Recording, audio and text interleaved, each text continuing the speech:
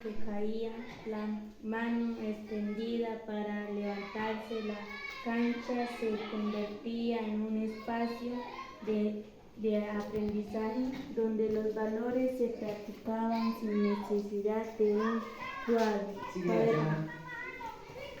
Mientras tanto, algunos jóvenes animaban desde la orilla con guitarras y timbales, improvisando coplas de carranga. La música hacía que el partido fuera más que un juego, era una fiesta que unía a todos entre cantos y carcajadas.